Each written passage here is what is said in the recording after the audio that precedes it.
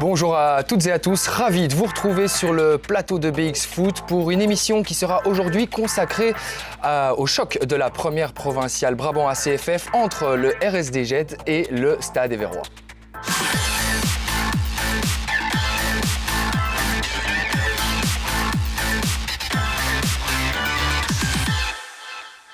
Pour aborder ce match au sommet, j'accueille sur notre plateau l'un des joueurs du Stade Éverrois, Manu Kessler, mais aussi le portier du RSD Jet, Michael Corbizier, et enfin notre consultant et spécialiste du football provincial bruxellois, David Dupont. Bonjour à tous les trois. Alors, messieurs, avant de parler de la rencontre qui vous opposait ce week-end, vous aviez un petit point d'écart seulement.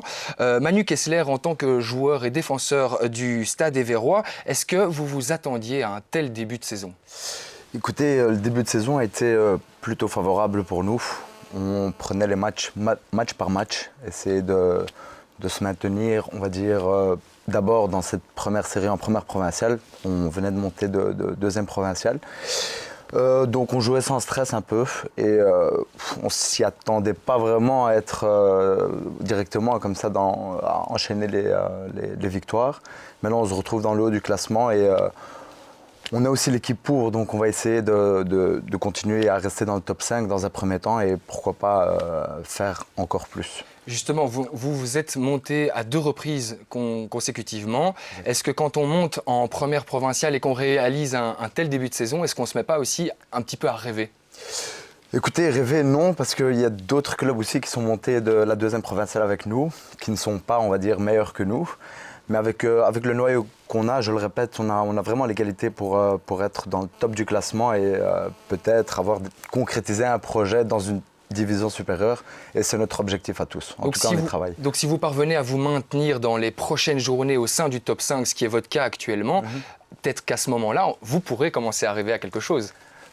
On va dire ça comme ça, oui. On va travailler pour, en tout cas. Vous restez prudent. Voilà, on reste prudent, on prend match par match, comme je le dis. On ne se met pas la pression par rapport à ça pour l'instant.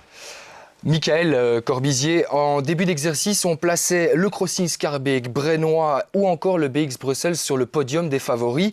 Et vous voilà en train de déjouer tous les pronostics de la première provinciale. C'est quand même extraordinaire. Oui, tout à fait. Surtout après le début de préparation où on a eu quelques petits soucis.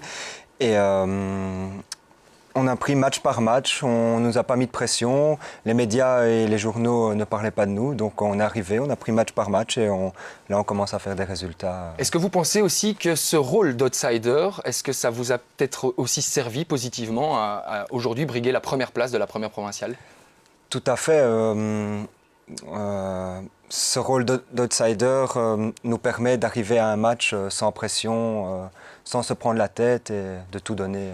Et même si vous n'apparaissiez pas dans les médias au début de la saison en tant que favori de votre série, est-ce qu'aujourd'hui ça vous surprend d'être là ou non ? Finalement, c'était dans un coin de votre tête quelque chose que vous pouviez avoir. Ça me surprend pas parce qu'on a les qualités pour, on a le noyau pour jouer le top 5 et on a été honnête avec nous. Nous, à la base, on vise le top 5 et après on verra.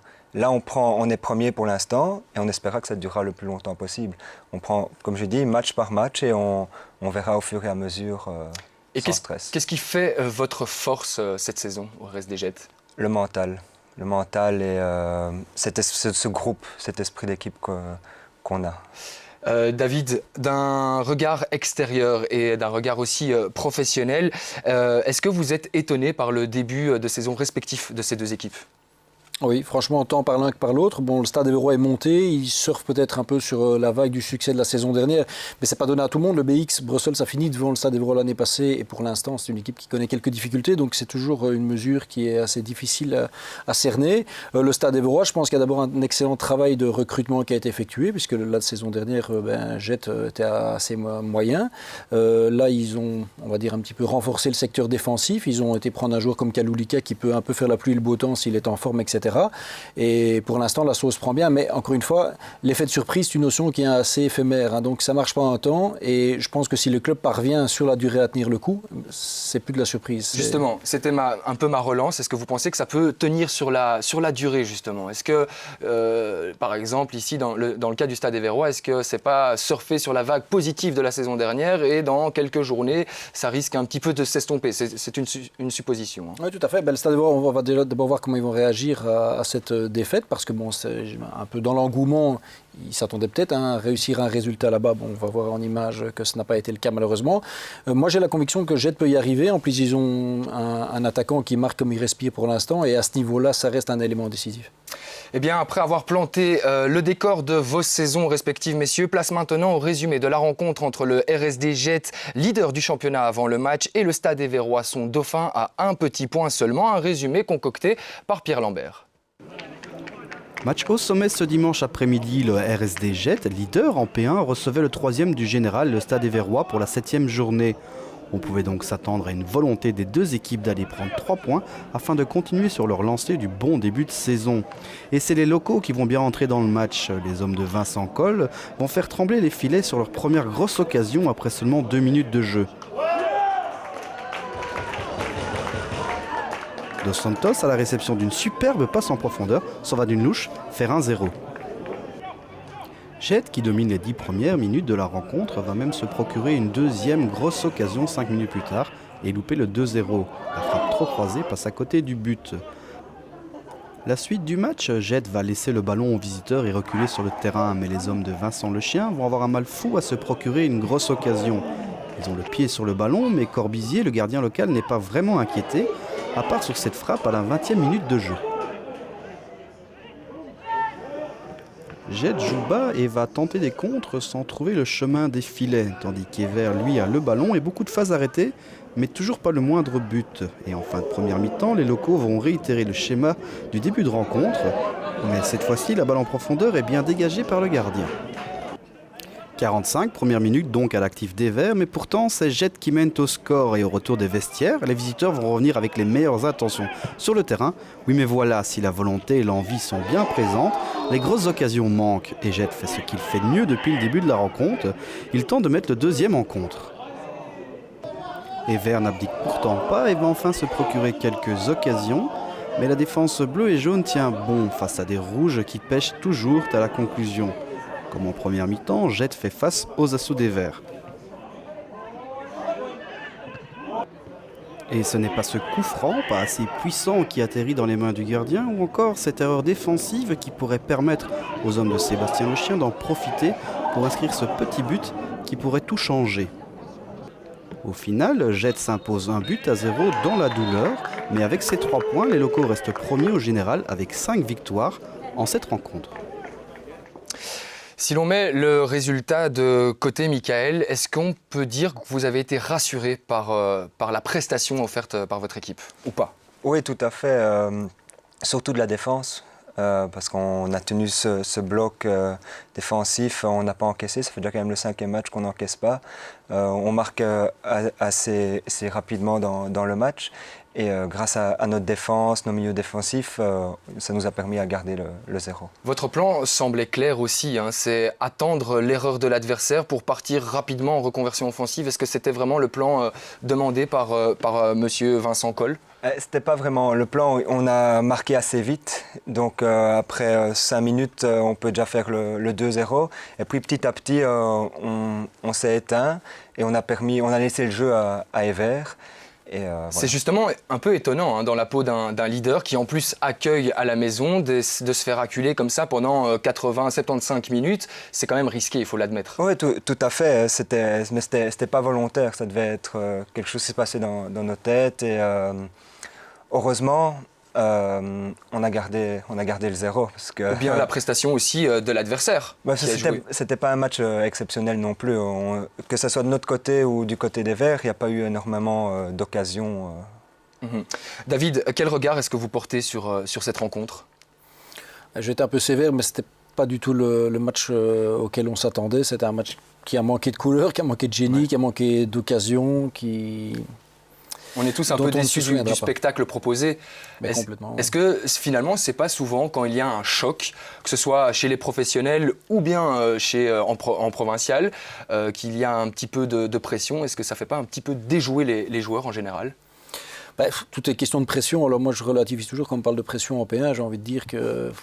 C'est peut-être une question tout à fait aussi le que cas. je peux poser à vous deux, messieurs. Est-ce que vous ressentiez une certaine pression avant de jouer cette rencontre, Manu? Personnellement pas parce que j'étais sur le banc, mais en tout cas quand deux équipes qui sont dans le top du classement se rencontrent, on a peur de faire l'erreur de perdre un match.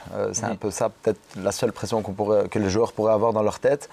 Mais c'est pas pour ça qu'il faut arrêter. C'est vraiment ce genre de match-là. C'est mon avis encore où il faut tout donner et puis le résultat est là. Au moins on sort, on rentre au vestiaire et on rentre à la maison sans regret et tout le monde verra que les deux équipes se sont données à 200%. Mais là, j'avais l'impression qu'il y avait un petit frein des deux côtés et j'avais l'impression que les joueurs n'ont pas donné ce qu'ils auraient pu donner. On aurait peut-être vu un match totalement différent de ce qu'on a pu voir ce dimanche. Je reste avec vous, Manu, en tant que défenseur. Comment est-ce que vous auriez pu éviter ce but pris après 2 minutes seulement? Alors, peut-être ouais, ça c'est un peu compliqué parce que ça fait partie d'un fait de match aussi. On encaisse après 1 ou 2 minutes, je pense, sur la première occasion de Santos. Manque d'inattention, manque de concentration, c'est vraiment les 10 ou 15 premières minutes d'un match, surtout en provincial, il faut vraiment être très très attentif, être concentré à plus que 200%, justement pour éviter ce genre de situation où ça peut ensuite nous sortir du match et avoir un match qui tourne mais totalement différemment de ce qu'on pourrait penser. Vous parlez d'un fait de match donc, qui s'est passé dans les premiers instants de la rencontre, mais finalement, ce n'est pas réellement ça qui a fait la différence. Vous avez eu la possession, vous avez eu des situations dangereuses, mais sans parvenir à vous montrer concret devant le but. Alors, qu'est-ce qui a manqué finalement à votre équipe? Alors, je crois que tout le monde le sait, c'est un peu la concrétisation, parce qu'on sort bien, on fait tourner, on se crée des occasions, sans trop s'en créer, puisqu'il manque vraiment la concrétisation dans les 30 derniers mètres, la frappe peut-être, ou le centre, ou essayer quelque chose, c'est ce qu'on n'a pas fait. Et si on met le résultat du match de côté, est-ce que ça reste selon vous un match référence pour le Stade Éverrois? Pour nous pas, puisqu'on continue à travailler à l'entraînement, c'est ce qu'on fait, on ne va pas s'attarder sur un match. On continue à travailler, on apprend de nos erreurs et en fonction de ce match-là et des prestations des joueurs, on va travailler. Mais vous avez été loin d'être ridicule, donc ça reste quand même de bon augure pour la suite. On peut Oui, dire bien ça. sûr, on va continuer à travailler et essayer de faire de grandes choses par après. Vous avez donc David, vous avez été déçu du résultat. Est-ce que vous pensez que ces deux équipes vont pouvoir montrer un meilleur visage lors de la prochaine journée? J'ai peut-être pas été déçu du résultat, j'ai été en tout cas déçu de la manière. Ça, voilà, effectivement. Oui, mais ils ont quand même des déplacements. En tout cas, Jette un déplacement, me semble-t-il, à l'anneau 1 qui sera tout sauf une petite partie de plaisir. Ce sera de nouveau d'ailleurs un nouveau choc pour vous. Oui, tout à fait, contre une toute bonne équipe de P2 la saison dernière. Alors là, on verra comment le fossé a été comblé entre guillemets. J'avoue que le Stade Éverrois, je ne me souviens plus contre qui joue la semaine prochaine. Peut-être que Manu va pouvoir nous éclairer. Je l'ai noté, on en reparlera peut-être en fin d'émission avant de se quitter. Je l'ai noté dans mes notes. Voilà, mais quoi qu'il en soit, peu importe l'adversaire, je pense que quand on est dans le top 3, top 4 du classement, d'abord, on doit craindre personne. 2, à domicile, on doit pouvoir, dans la mesure du possible, rester souverain. Et puis, effectivement, une fois, Toued et compagnie n'ont pas marqué, mais je pense que ça va être un problème qui va être vite résorbé. Après avoir vu le résumé de cette rencontre en images, place maintenant au résultat de la première provinciale Brabant à CFF avec les victoires à domicile de Stockel et évidemment de Jette et celle obtenue à l'extérieur de Brennois face au Kosova et de l'Anne O1 du côté du Sporting Bruxelles. Enfin, pas de vainqueur dans les matchs opposant XL à Villers-la-Ville et Chastres face au BX Bruxelles. Place désormais au résultat bruxellois au sein de la deuxième provinciale Brabant à CFF et outre le partage entre Boisfort et la Renaissance forestoise, Surroyer bruxellois, Etterbeek et le FC Saint-Michel se sont tous imposés à l'extérieur sur le score de 0-2. Alors vous l'aurez certainement remarqué, il n'y a pas eu de résultat affiché pour le match entre le Crossing et la Renaissance Scarbecoise, tout simplement car les joueurs de la Renaissance Scarbecoise ont refusé de monter sur la pelouse, tout simplement pour manifester leur mécontentement vis-à-vis de leur direction. On ne va pas s'attarder sur cette histoire donc. Par contre, on va revenir dans la rencontre qui nous intéresse, nous, et pour écouter tout simplement les réactions d'après-match, à commencer par l'entraîneur gétois, rassuré d'avoir gagné malgré une belle opposition de l'équipe évéroise. On a marqué trop tôt, je pense, dans ce match, et on a fait une très bonne entame de match. 10 bonnes premières minutes avec des actions, 2 grosses actions, un but. Et après ce but, je pense qu'on n'a plus vu de football par rapport à nous, en tous les cas. Offensivement, on ne savait plus trop si on devait jouer vers l'avant ou vers l'arrière. Ça ne ressemble plus à grand-chose, quoi. Et voilà, Evere en a profité pour rentrer dans son match.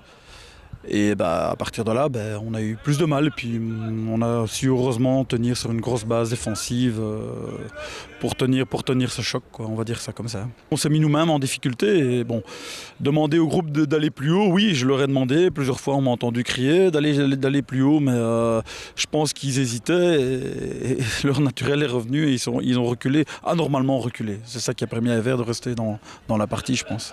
Je pense que le premier goal, évidemment, arrive très vite et ça conditionne tout le reste du match. Alors Jet a décidé à ce moment-là de fermer le jeu. Et donc on a tenté avec nos moyens de faire un maximum le jeu et d'essayer d'égaliser. Et ce goal n'est jamais tombé, donc Jet n'est jamais sorti.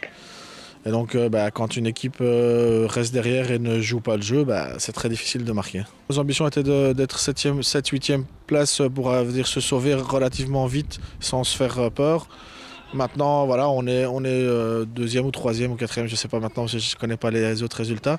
Mais je pense que voilà, tous les points qu'on a pris, on ne les reprendra plus forcément. Maintenant, l'appétit vient en mangeant, donc on verra bien dans 5-6 matchs où on en est.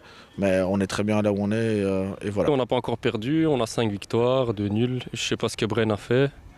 Mais nous, on ne regarde que nous-mêmes vu qu'on est en tête. Maintenant, c'est un concurrent qui est un peu plus loin. Et on prend match par match. Ce n'était pas l'objectif de début de saison d'être premier. Mais l'appétit vient en mangeant et tant qu'on est premier, on préfère être premier. Michael, on sent dans les déclarations de votre attaquant beaucoup d'assurance et de confiance pour la suite du championnat. Est-ce que je me trompe ? Non, tout à fait. Maintenant, on sait qu'on est là et on veut rester le plus longtemps possible à cette place-là. Et on va revenir à la prochaine journée où vous affrontez donc l'Hannoï, l'un des favoris de votre série, 2e du championnat actuellement.